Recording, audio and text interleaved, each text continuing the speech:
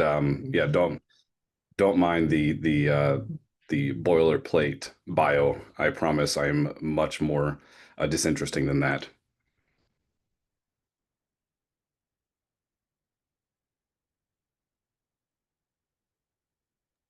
Awesome. So if you want to tell us about some of your writing process and then share some of your excerpts from some of your great works, and we'll save Q&A to the end. Sure. Yeah. I mean, oh gosh, where do I, do you want just a basic info or what are you looking for? Yeah, I, like I, what inspired you to write horror? Because you are the first horror writer we've had in the 12 plus year history of this series. So I think that would be a good start. sure. Fair enough. Didn't start in horror, actually. I actually started in dark fantasy because that's what I was reading a lot of. And I wrote a book for myself, and it was way too dark to be dark fantasy, and it was not fantasy enough to be fantasy. It was kind of teetering on the edge of the genre.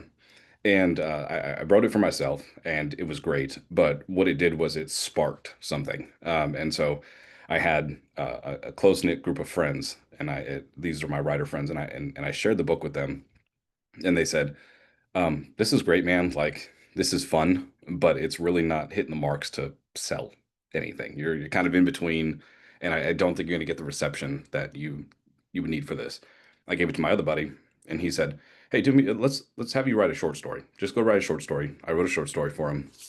He said, "No magic," and I said, "Fine, all right, no magic."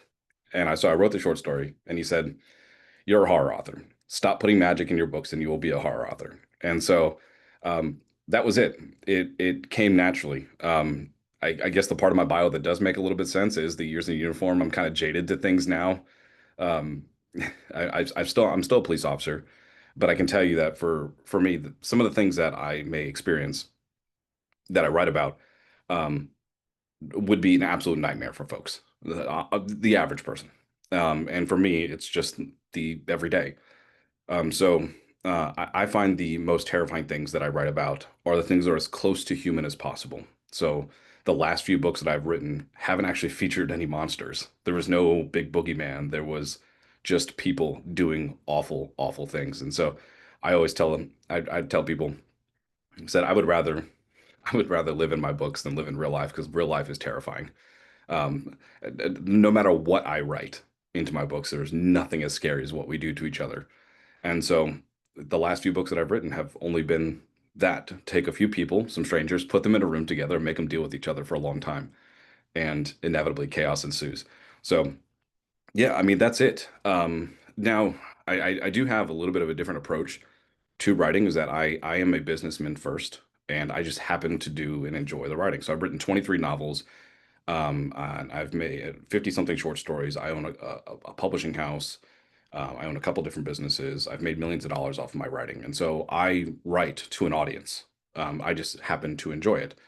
Um, and so the artistic factor that comes with horror, um, there's a lot of room for me to explore in it, but also it's kind of limiting based on what the audience is looking for. So I know everybody probably has like this great American novel in their head. They're like, this is going to change the world. This is going to change my future. And you're going to write it and you're going to wave it up and down and nobody's going to talk about it. It could. You could have hit the lottery, and that's fine. But what you get from that is as you release that book out into the world, is a better understanding of what the genre readers are looking for. And so if you think of your genre readers as the folks who are buying cars, people are looking for certain things when they go buy a Honda. People are looking for certain things when they buy a Toyota. And so each genre has the expectations of what you could get out of a genre. And so if you're willing to give up a little bit of creative freedom to speak to your audience, then the likelihood of you succeeding and being able to continue writing long term and write something like 23 novels and have good reception out of them, but still be able to write what you want, it's a lot higher.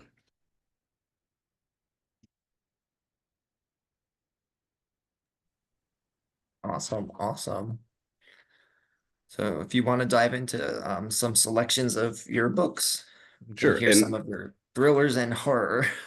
yeah, so is this PG-13? Is this rated R? Like I can like No, nothing too graphic or nothing too over the graphic. top. Okay. Yeah. Nothing to well, the good news is that like nothing none of my stuff is gratuitous. I really think that that horror has this unique ability to allow you to do things that are scary or grotesque or disturbing or gross, but it has to be done sparingly and with good effect. And so I am very rare about when instances of gore and those heavy emotions, they have to have the biggest punch. Uh, yeah, so this is an interesting thing. 23 novels. I've spoken on stages around the world, and I have never done a live reading before. So this is a first for me. Um, and truthfully, I don't read my books once they're written. I do my final pass after my editors, my beta readers. So this is the first time I've looked at one of my books in a long time. I've signed a lot of books, but I have not actually read one in a while. So I picked out I've got Mr. Wicker here, which is the story I wrote for my thesis, and so I hopefully that brings it a little bit closer to home for y'all.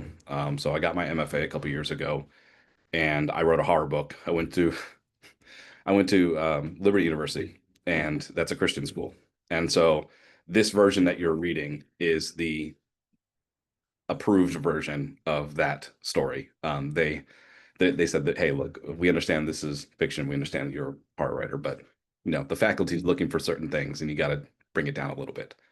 And I said I was bringing it down, but they said no, even more. So here we are.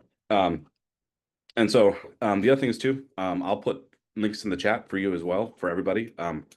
For two download links, one for each of these books. You all are welcome to them. There's only going to be active for the first for a week. It's a free download. I'm just going to give them to y'all just for your attention.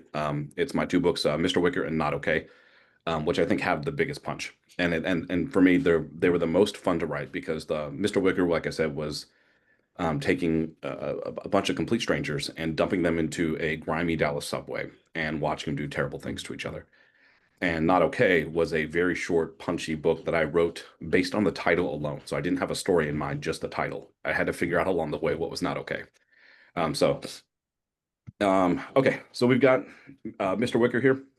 Professor Monger, how much time do we have? Because I'm not going to read, I could read the whole thing, but We have about an hour for the entire event, so maybe like, 20 minutes of reading, and then we could go to some questions at the end. okay, yeah, fair enough. And and I'm open to all kinds of discussion as well. Like I said, I've been in the writing space for quite some time, and in the independent space. So yeah, I'm open to any kind of discussion. So I'm happy to be here and help out in any way I can. So okay, so here we go. Chapter 7 of Mr. Wicker, titled Warren Dodd. Okay, that's my radio voice. Is this good? Okay. Warren's heart surged with adrenaline, a quick injection of nitrous through his veins. His vision narrowed on the escalator, hyper-focused like a hawk, moments before swooping down upon a field mouse. Something was off about the escalator. What normally moved upward in a rhythmic crawl now had the same appeal as a spider carrying hundreds of its spawn upon its torso. The stairs, sliding up and rotating, moved too slowly. Or was it too quickly? Is there a wobble to it? Or is it the lighting, maybe? Yes, that was it. The light around the steps had an odd tint, like a wormhole had suddenly appeared in the chasm, twisting the illumination itself into something grotesque and deformed, unfit for reality. Or am I just imagining it? He couldn't be. Audrey saw it too. Her focus was on the escalator, and poor Michaela. Whatever swell of elation he'd felt at seeing his daughter again for the first time in years had been ripped away, and his heart was left deflated. Warren peered closer, squinting, hoping for clarity. Irrational thoughts swarmed his head, thoughts of something coming down the stairway to feed on his emotions, his joy. Trepidation seeped from his pores, feeding the thing in the dark, the thing coming down the escalator. And Warren didn't like the dark.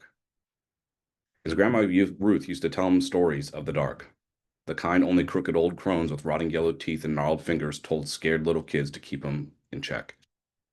His mother used to drop him off at Grandma's Ruth's every Sunday, every summer, at least for a few weeks, if not more. Warren had dreaded each time, pleading with his mother to take him with her on whatever outing she'd been going on.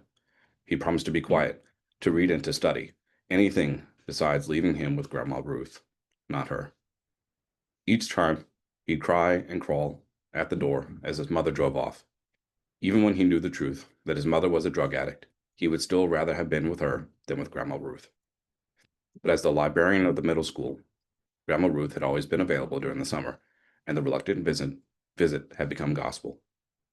Warren had often wondered why a librarian, what sick world would want that woman around the same children she hated so much? Or perhaps it had been by her own design.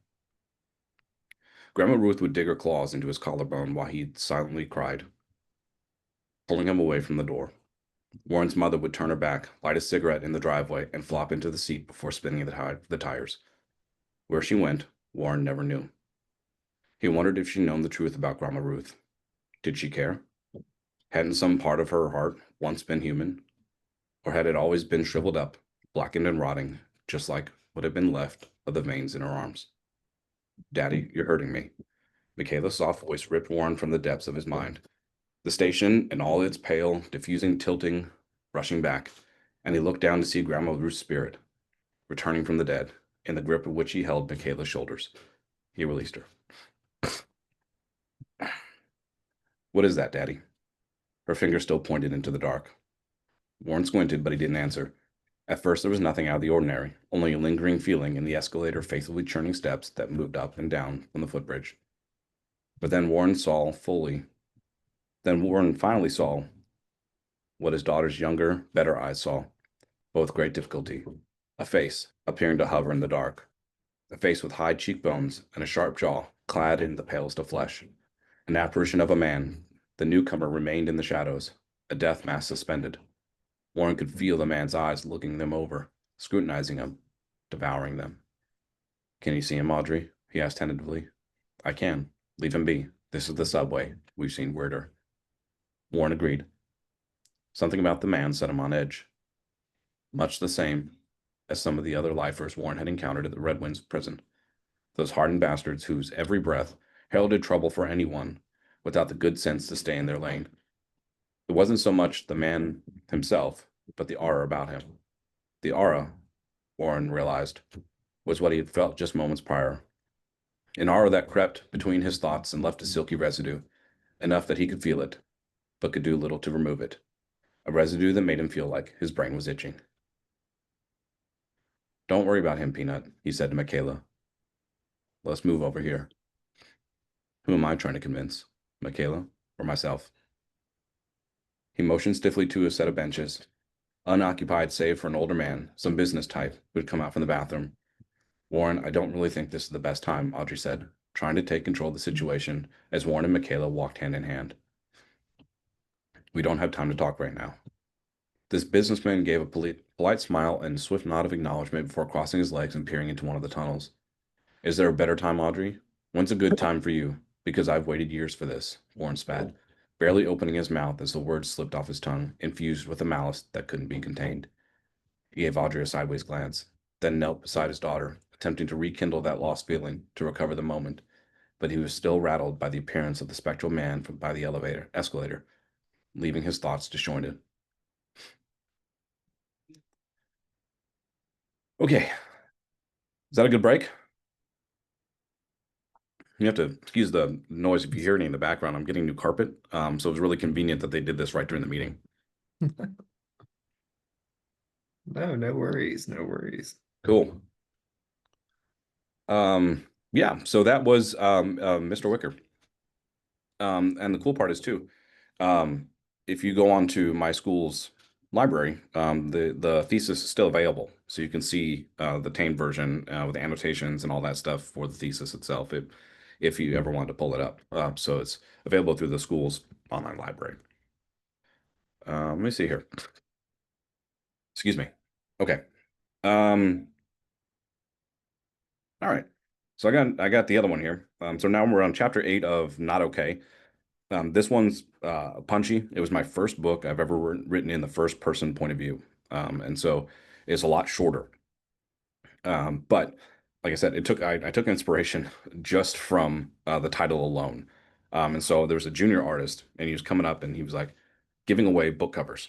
And my first book covers, I paid for in blood plasma because I couldn't afford out of my personal expenses to purchase covers. But I believed in my writing so much that I was donating plasma to pay for the best covers I could afford. So my blood literally went into these things. And so when somebody was giving away a cover, of course, I had to jump on it. But he said, "Hey, I need you to put a title on it." I was like, "I don't have a title." And so I chose something generic. And so I chose not okay because anything could be not okay. I just had to figure out what it was. And so from that, I spawned the first line of the story, which is also the back cover blurb, which is Marvin May is not okay. So that's what we're reading. Not okay. He's a gas station attendant, wannabe writer. He writes at night. He's got a gorgeous wife. And yeah, he's struggling with some things internally. So, chapter 8. Like a beaten dog, I clambered over my own hands and feet, sliding along the kitchen floor and holding my hand aloft like it was really injured. I was heading for the love seat in the living room, but I never made it. I threw my back against the sofa, tucked my knees to my chest, and, with a shaky right hand, drew my phone from my pocket. The time read 7 o'clock, my normal wake-up time for work. I groaned and set the phone next to me, turning my attention back to the waking nightmare. I couldn't get myself to lower my hand. It's as if disbelief had frozen it in place for me to examine and hoping to make heads or tails of it. I didn't know what was real anymore. My hand could be a gnarled, twisted hunk of burnt meat, and I wouldn't know it. I tried to remember the expression Dr. Harwick had given me to process these events, but all I could recall was the stupid way he tapped his clipboard with his pen. Surging adrenaline had my eyes wide, my tongue dry, and my knees quaking. Sweat beaded on my forehead and dripped down over my nose. My body stank of fear, and my heart still raced, and there's little I could do to stop it. It raced to a timpani beat normally reserved for moments before a trapeze artist risks the final netless throw. Flex your fingers. If you can flex them, they're fine. Then call Emma and explain what's going on. My voice sounded distant, like it wasn't my own. I remember feeling like this one other time before, only back then I had little reason to doubt the cause. I'd been injured at work. Degloving, the surgeon had called it. What I called it was ripping the skin off my hand, flayed it under the back end of a concrete mixer. Back then, the doctor had called me lucky. He said that if my skin hadn't torn around the wrist, I would have lost my hand to the mixer. I hadn't felt very lucky. My heart had pounded when he said, degloving, the same way it pounded now.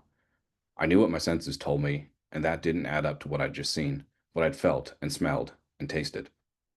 I had tasted the burnt sourness of my own flesh, floating in the air and landing on my tongue, laying in my hair and across the counters. I knew what I'd seen too, and it wasn't what I saw now. I saw a wooden spatula on the floor, and that was it. The kitchen was empty, the lights on, the air clear. There was no smoke or steam, nor the cackle of ground beef browning. The kitchen was as I had left it, as if I'd never started cooking. The reality of the kitchen and the time listed on the phone were helping me center on reality again. Slowly, carefully, I flexed my fingers, pressed down my thumb, and released it again, and there was no pain. There was enough to get me to turn my head the short distance that was needed to bring my hand into view. No marks, no bruises, no boils, and no burns. Remember the incident? I also recalled plunging my other hand into the boiling oil, but it too was unmarred. No pus-filled blisters, no angry redness around the knuckles. I almost wanted to see some evidence, some undeniable proof that what I'd experienced was real. I felt lost, out of control, and alone. I was on a roller coaster with no safety bar. And even still, my thoughts went to Emma. I worried if she'd judge me, blame me, or at worst, not believe me. What if she said I was lying? How could I prove that what I'd just experienced was real? It sure felt real. Sleep. She'd blame sleep. Any logical person would. The opposite end of the spectrum would be to question my sanity. Emma? I waited a moment before calling her name again, listening for her soft patting down the hallway. She'd be ready for bed by now, ending her shower with a eucalyptus facial scrub and body lotion that always made me think of the ocean. I didn't deserve her. I'm washed up, a literal mess on the floor. Emma isn't one to speculate, and she'd call the facts. She'd simply say that something was wrong with me, and that would be enough to make me question myself. I'd explain that what had happened, and she'd ask where the evidence was, only I'd have nothing of value to report back. She'd ask about Dr. Harwick's observations from our session. She'd ask if I was using again, but I wasn't. I'd left that life behind a long time ago. I'd buried it under brick after brick. Will she believe you, though? Would you believe you? Once an addict, always an addict, right, bucko? Hi, my name is Marvin, and I'm an addict. Isn't that how the meetings usually start? Emma, I called again, a little louder this time, craning my neck as if to cast my voice out and around the house. I just wanted to know she was there. Then I could start breaking down the specifics of what happened. Once I had those details, I would approach it logically, sensibly, and convey it concisely to her. Emma had already seen enough of my anger and my sorrow to burden her with anything else right now would just lead to undue stress in her heart. I have a good life. I need to appreciate that gift, not squander it with my problems. I decided I wouldn't bother Emma with the details. I could keep it under wraps. It'd been fine up until now, and I'd vow I'd get a good night's sleep, and that way I could rule out sleep as the culprit. I looked at my hand once more and frowned, like it was personally responsible, then climbed to my feet. Behind me, I heard the clinking of glass on glass, turning to see Emma at the end of a long rectangular table. She was in a pink nightgown I bought her for our fifth anniversary. It drooped loosely over her shoulders, and she pressed against the fabric, leaving very little to the imagination. Her hand cupped a glass of rosé, and she filled the glass with a devious smile. Emma, I called for her, and he didn't answer. My voice was strained and raspy. Oh, I'm sorry, honey. Her voice sounded far and muted. What were you doing on the floor? I wasn't ready for the question despite all my attempts to rationalize what had happened. I built two explanations on the fly, the first of which I suggested to Dr. Harwick: sleep deprivation and stress. A few hours here and a nightmare that didn't make for a grounded individual. Sleep is a human essential, allowing us to decompress from the day and allow our bodies to rest in preparation for yet another monotonous day. And if we're lucky, we wake up alert, our faculties oiled and ready. If not, we wake up groggy, sluggish, and yawning, yearning for the bed we're about to leave. Sleep made sense. But then there was the other explanation, the one I'd kept to myself, the one that scared me the most. I'm under attack. Okay, how was that? I did. Great, I yeah. at least I know I have like a second career narration if possible. For sure. Before we get to the questions, I think I would ask if you could explain your concept of scare mail, because I think that's Sure. something people would be interested in. That's actually where I first saw you, as a Facebook ad for the scare mail. And then it took me to your website and I was like, oh, he writes books too. And then I ordered Slaughter Lake. Yeah, so you ordered the only slasher I've written, and it was fun, campy, ridiculous, and over the top and gross. But it was yeah. So I'm glad to hear that you ordered the only book that I'm not proud of. Okay. Um, I sent you the other two, so don't worry about it. So yeah, scare mail. Like I said, I've been in the publishing space for a long time, and what I found was uh, authors are not good booksellers. Period. They're artists, and sometimes the art that they create is a triangle shape, and they have to get it into the round hole, which is the genre, which is the expectations that the readers have, which is what I was trying to do when I first got started. And so sometimes that just happens, and so I was looking for other ways that I could explain like how an author who writes fiction, which is what I wanted to write, could take like a nonfiction approach to fiction, such as like solving problems for people, right? So when you buy a self-help book, all the problems that you have are listed on the back, and the book is supposed to be the answer to those problems. So it becomes really easy to market and sell a book because you say, hey, look, here's all the solutions to your problems. They're right here between the pages. Just pay the $14.99 and it's yours. So how do we do that with fiction? And the answer was we kind of do it in a roundabout way, right? We say, hey, you're going to get like 20 hours of audio that's going to take you to another world by this world class narrator. And it's this giant immersive world full of fantasy and all kinds of different monsters and creatures and world building. And you go on the epic adventure and like that's all great, but it's all very roundabout. And it's also the exact same thing that every other writer of that genre is putting out. And so how do you stand apart? How do you stand out? And I remember I was standing out in my front lawn, and with the rise of AI, community is going to be where our futures lie, right? So the internet is just become overloaded, and people are going back to coming back together, right?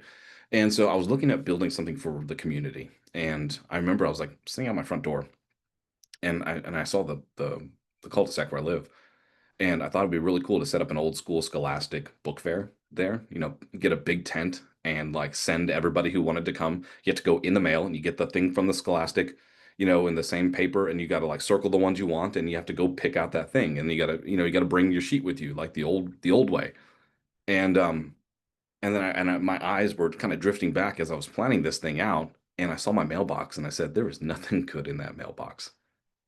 And then I said, well, what if I put something good in the mailbox? And I remember how my grandma used to send me 20 bucks on my birthday. And I remember how you used to get pen pals, right? When I was in middle school and high school, I had a pen pal from France.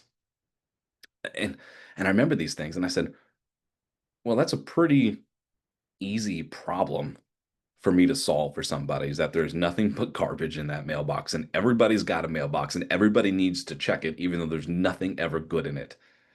And so my idea came about. I said, what if I put something good in it and I charge you money for it?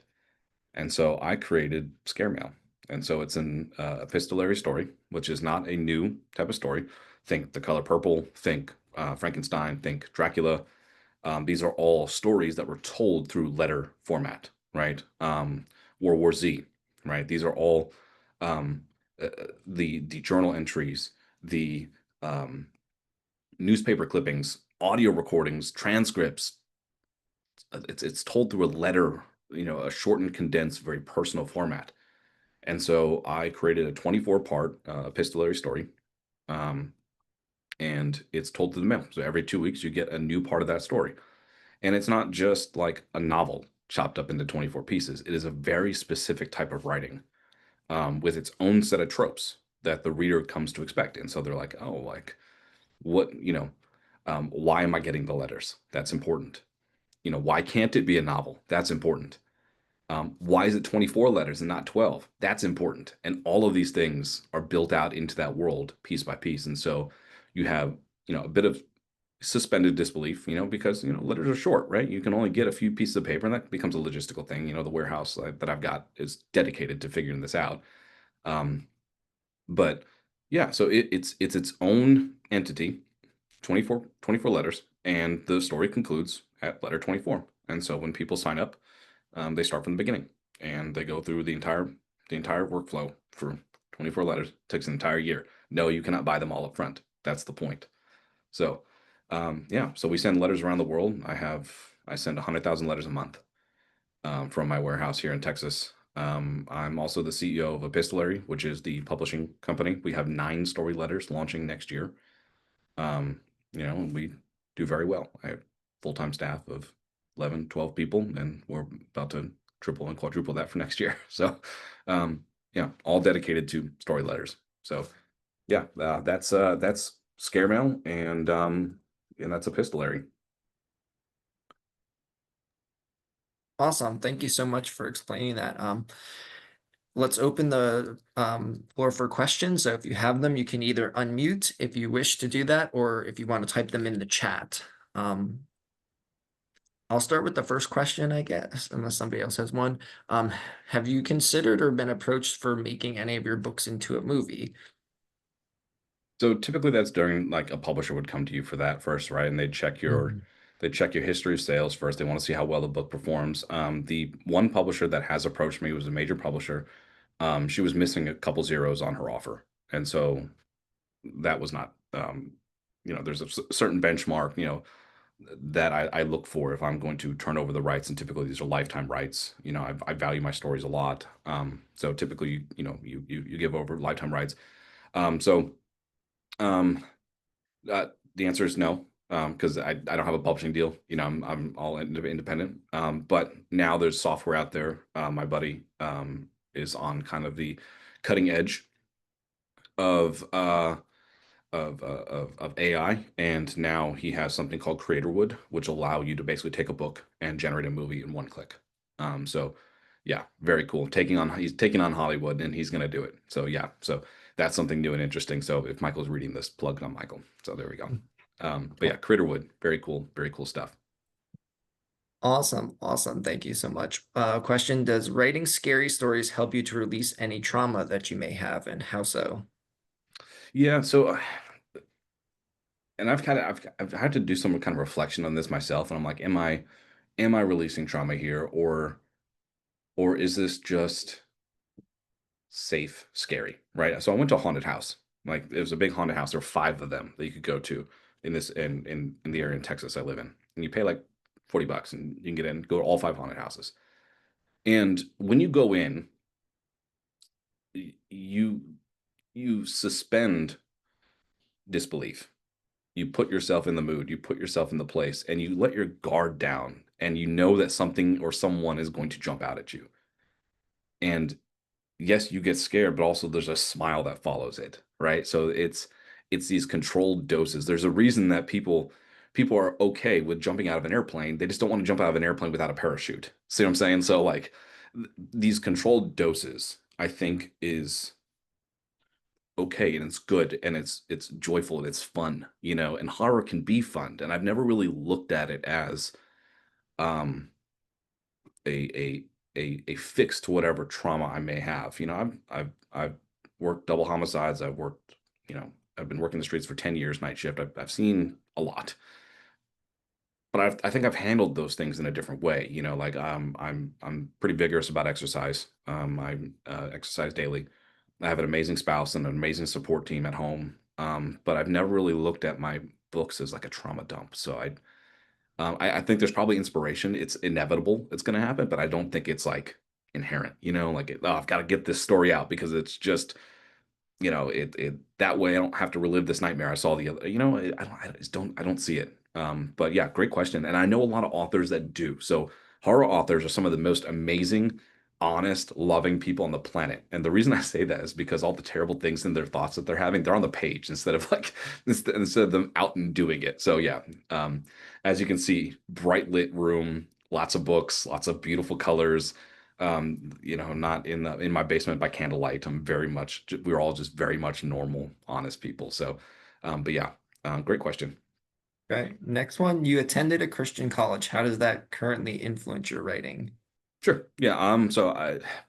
Liberty was very good about keeping things um, very grounded, right? So everybody was kind of like an even playing field. There wasn't Christianity was infused, but it wasn't front and center, right? And so the objective was to go and get an MFA. The objective was not to go to a Christian college and therefore also get an MFA while I'm in a Christian college. And so there were some influences where like, you know, I found opportunities to put God's message into my books. I mean, I might as well since I'm there, but I don't think it was like I don't think it was a hindrance, and I also don't think it was like propped up in any way. I think it was just kind of natural and it was there. I took some you know Christian classes that you're required to by the school, but it wasn't anything like uh, uh, overbearing. If that helps. Okay, next one. Do you feel like your time in military service has influenced your writing? Sure, but more from a process. Like I'm pretty rigorous about having habits. I like structure. I like order. I think that books have a structure and order and a pace to them, and so I like that. You know, I run my business that way. The way I speak with people. You know, I'm kind of brash, and but I promise it's all out of love. It's just how I talk to people. Um, but and I'm kind of rough around the edges, but I promise it's all out of love. You know, writers and the writer industry is the most kind and most loving. So I think it has influence in that way, probably just in the way that I approach things and maybe the way I talk to people and maybe the way I carry myself, but not necessarily like in the writing itself. All right, next one. What message do you want the readers to take away from Not Okay? Oh man. If you had asked me this of like any other story, I'd have a clear-cut answer for you. Not okay. Um, it kicks like a mule, right? The ending, it kicks like a mule. And I think you're left with a feeling that most of us have experienced at some point in time.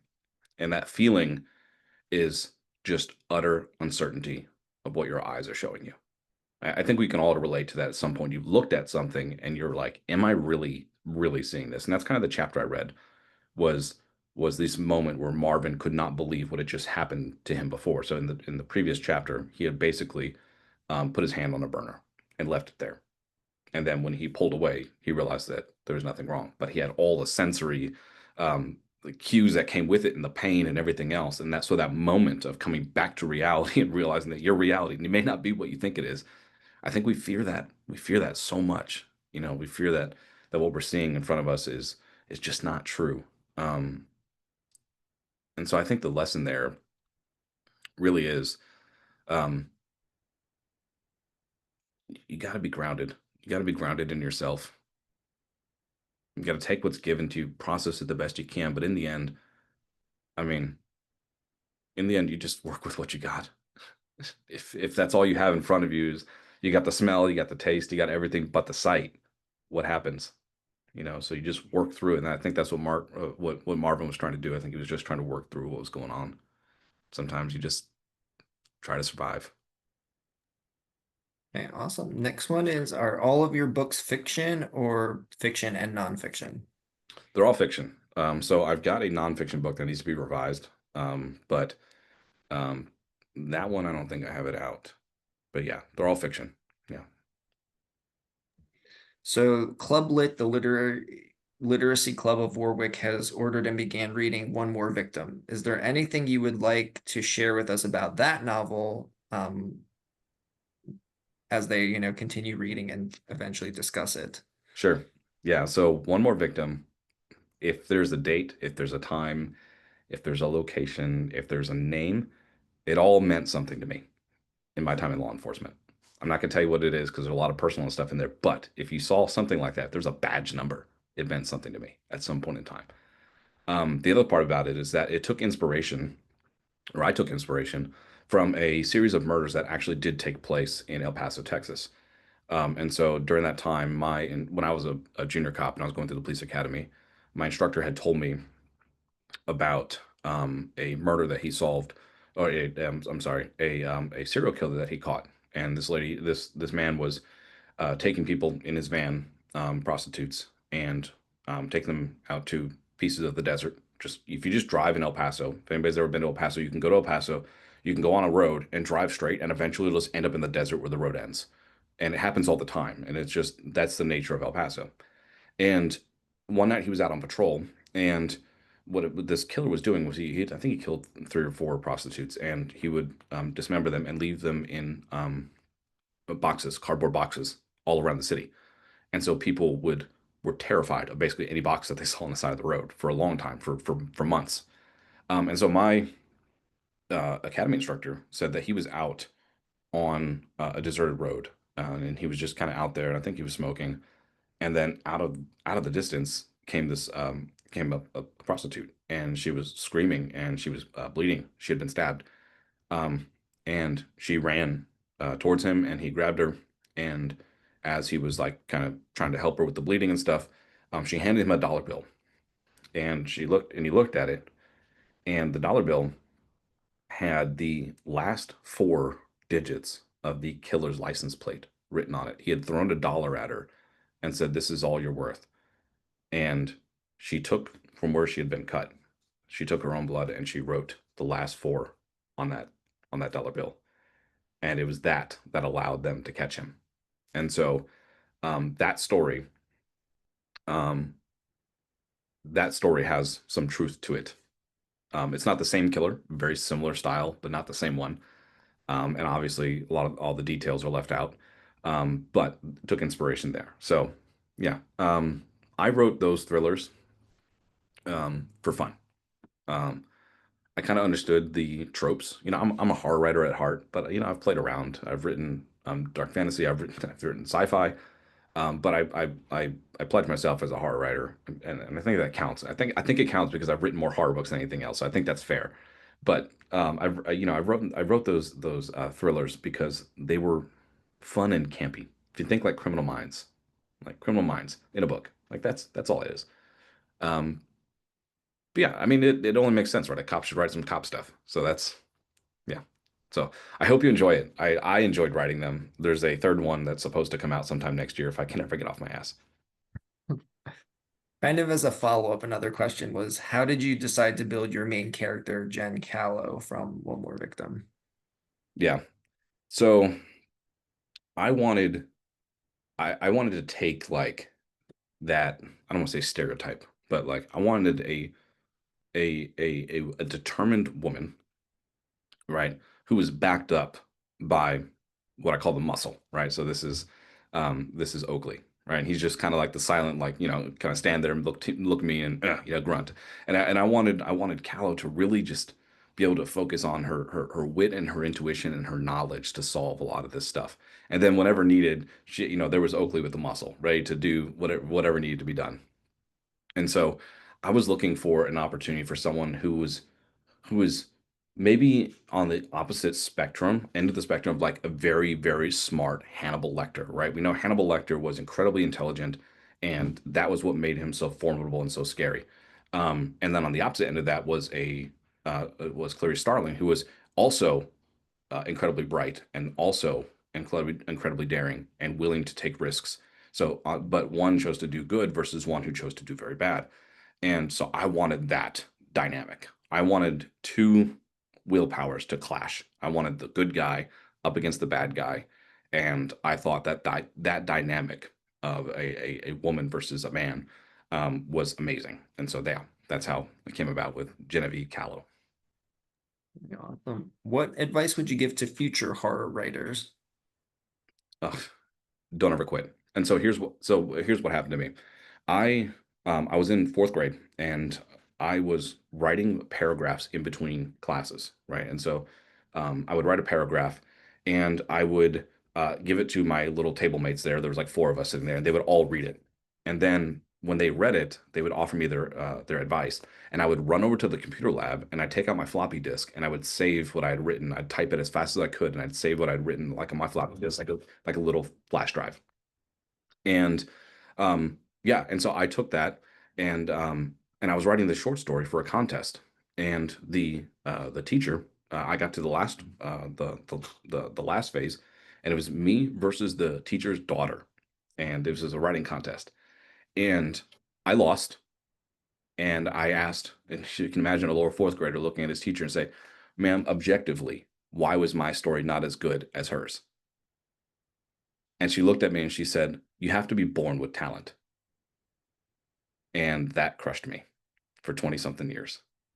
And so, had I not been told that and really felt like you had to be born with talent, maybe I would have started writing a long time ago and I'd have way more than 23 novels out, because when I had written my first one, it ignited something in me. I wrote my first novel in a month. Um, when I was really at my prime, when I was writing as fast as I could, and I mean fast as in to where the quality was not lacking, I was putting out about a book a month, because it is a muscle you can flex. And that's what I realized, is that it is something you can be trained to do very well and fast. So a lot of people associate a fastly written novel with lower quality, and that's not the case. I would argue that my 23rd novel, which is my fastest, is probably my best, because not only do I have the speed was there, but I had 22 prior novels leading up to it that gave me the skills to write it. And so get to the end. Get to the end. Don't let anybody stop you.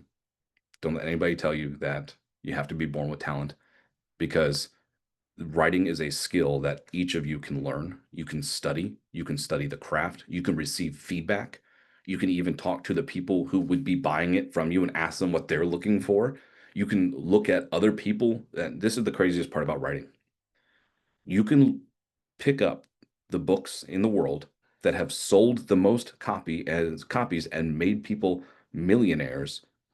You can read that and study it and write your own. That is incredible to me. That is trade secrets. You're you can People don't realize that if you go pick up Harry Potter 1, you're picking up $1 billion book. That blows my mind.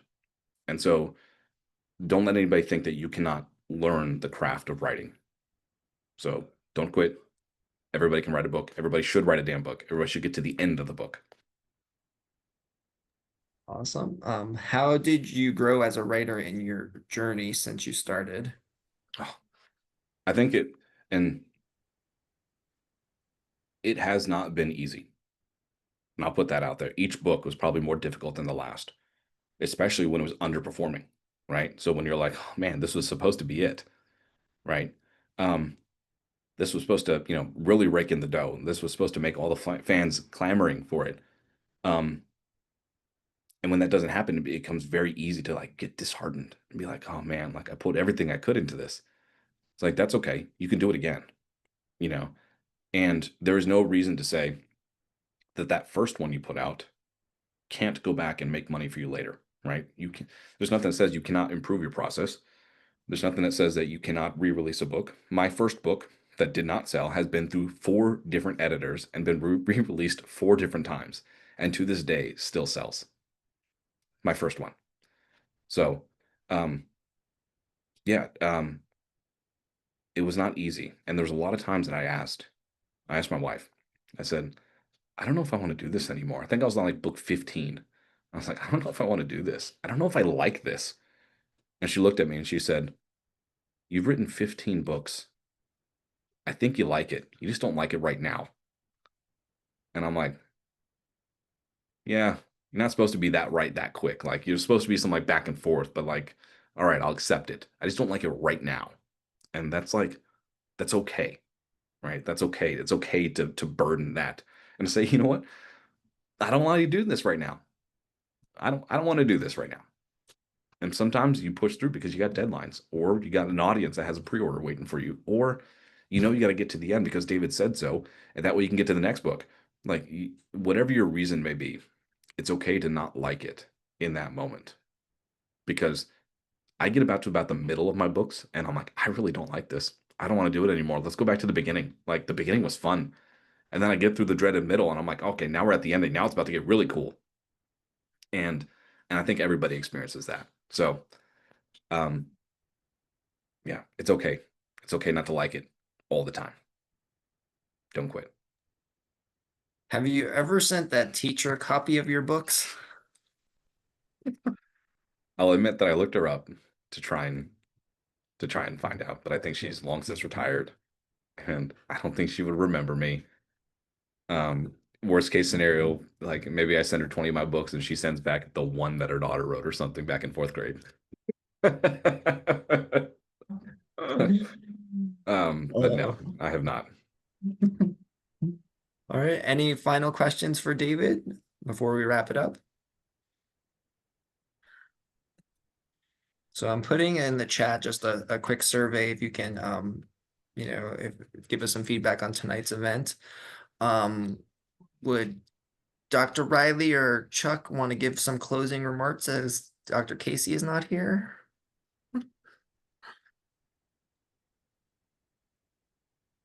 Well, I will just say this is Dr. Riley. Thank you so much for being here. I have enjoyed this so, so very much. I just want to go out. I want to buy some books. I want to read. I'm a little bit scared to be honest.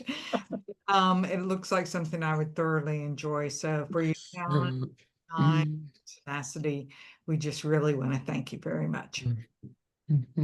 Thank y'all. Yeah, you're an awesome crowd. I appreciate it. This is much more engaged and a much bigger class than I've taught. So this has been, most of the time I try to keep my students awake. So this has been really nice, a nice blessing. So, hey, David, I'm going to send you I don't have the links ready, but I'll send you an email with the links to give out to the class so they can download those couple of books. They'll be available Sure. for about a week and I'll shut it off. Okay, awesome. Thank you so much. And I encourage everyone to join us for our next event in the reading series on Monday, November 3rd. We are having Native Alaskan writer Lily Tuzroy-Luke, who writes about the Alaskan smallpox epidemic. All right. Thank you all so much for coming and enjoy your rest of your evening. Take care. Thank you. Bye. Thanks so much.